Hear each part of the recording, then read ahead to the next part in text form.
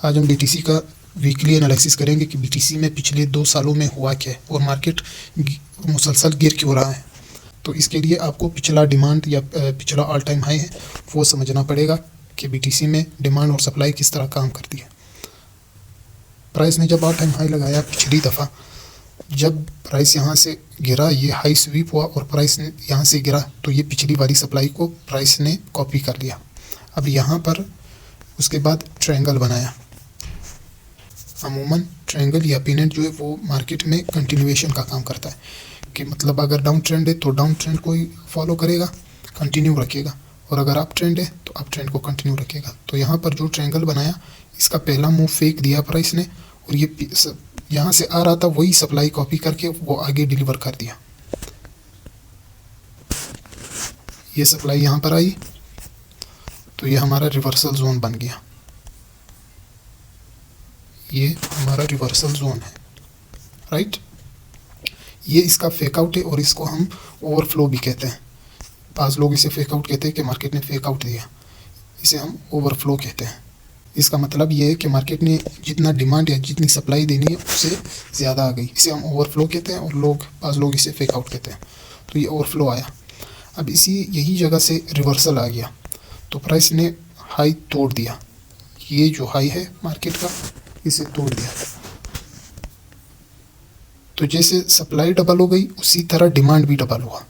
Price ने जब ये हाई लगाया, इसी डिमांड को हम उठा के डबल कर देते हैं, राइट। अब ये डिमांड जब पूरा हुआ तो यही से मार्केट का रिवर्सल लाजमी था, क्योंकि कब तक ऊपर जाएगा मार्केट, कहीं से तो मुड़ना है मार्केट ने भी। ये पिछला वाला डिमांड डबल होके यहाँ पे आ गया। अब सप्लाई आ रही है। अब हम ये देखेंगे कि ये सप्लाई आ कहाँ से रही है और मार्केट इतना मुसलसल गिर क्यों रहा है। इसके लिए आपको सेंट्रल जोन मार्केट का समझना पड़ेगा। और मार्केट का सेंट्रल जोन जो है वो ये है, ये मार्केट का सेंट्रल जोन है। और मार्केट ये कंसोलिडेशन क्यों दिया? ये कंसोलिडेशन इस पिछली सप्लाई को मार्केट ने डिवाइड कर दिया, मतलब टुकड़ों में बांट दिया इस सप्लाई को।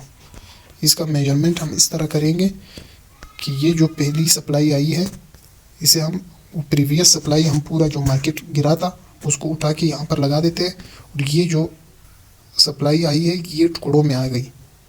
ये काट दिया, ये काट दिया, ये काट दिया और ये सप्लाई काट दिया आपने, राइट। और यही से मार्केट का रिवर्सल आ गया। तो ये मार्केट का सेंट्रल जोन है कि जितनी सप्लाई पीछे से, जितना डिमांड पीछे से आया है उसी को कंटिन्यू करके मार्केट ने आगे डिलीवर कर दिया। अब जो मार्केट यहाँ पर मुसलसल गिर रहा है, ये सप्लाई कहाँ से आ रही है? ये भी यही पिछली सप्लाई है जो मार्केट ने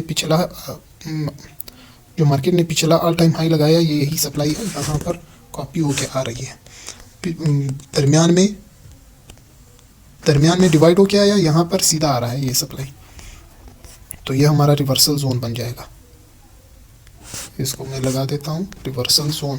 और यहाँ पर भी ओवरफ्लो आ सकता है, यहाँ पर जिसे लोग फेक आउट कहते हैं, और इसका ओवरफ्लो यहाँ तक रहेगा। अब ओवरफ्लो यहाँ तक आने का क्या मतलब है? क्योंकि मार्केट ने जो यहाँ पर ब्रेकआउट दिया, यहाँ से ब्रेकआउट दे के मार्केट यही से ही उठा है। और ये अनमिटिगेटेड ऑर्डर ब्लॉक भी है। अगर एसएमसी की बात करें तो ये अनमिटिगेटेड ऑर्डर ब्लॉक है। यहाँ से जब प्राइस उठा है तो यहाँ पर पहली दफ़ा है मार्केट का जो अभी आ रहा है। इसके बाद मार्केट में डिमांड आएगा। तो ये था बीटीसी का एनालिसिस। आई होप आपको समझ आ गया होगा कि मार्केट में सप्लाई कहाँ से आ रही है, मार्केट इतना उठा क्यों था और मार्केट अब क्यों गिर रहा है। ये डिमांड डबल हुआ इसलिए सप्लाई अब आ रही है। इस सप्लाई ने आना ही था। मार्केट एक नया हाई अगर लगा भी देता तब भी ये सप्लाई कभी ना कभी तो आनी ही थी। तो अब मार्केट का ये, अगर हम यहाँ पिछला डिमांड उठा के देख लें, यहाँ ब्रेकआउट पर भी यही सप्लाई, यही डिमांड आ रहा है। तो यही रिवर्सल जोन है। स्टे ट्यून्ड, दुआओं में याद रखना। अल्लाह हाफिज़।